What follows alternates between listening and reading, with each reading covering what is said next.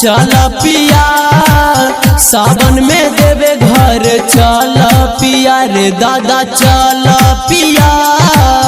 चल पिया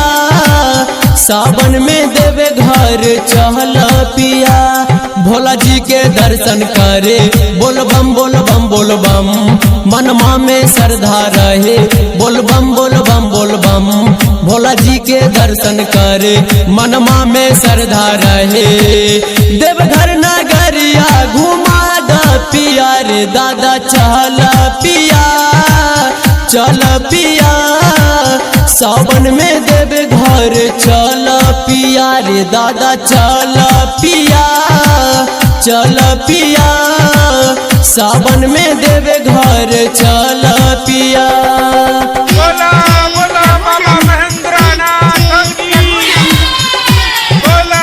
बोला बाबा धनेश्वरनाथ की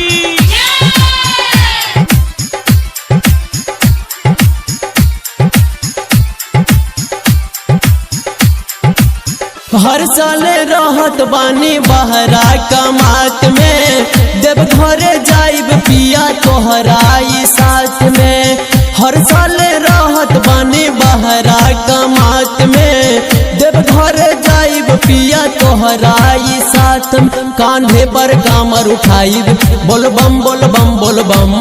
रहिया में नाचब गाइब बोल बम बोल बम बोल बम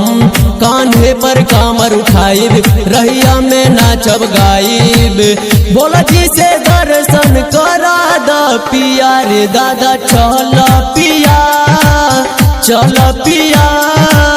सावन में देवे घर चल पिया रे दादा चल पिया चल पिया सावन में देवे घर चल पिया। बोला बोला बासुकीनाथ की बोला बोला देवघर वाले बाबा की प्रेम से बोलिए अनंतनाथ धाम की DJ Prabhunand DJ Prabhunand DJ Prabhunand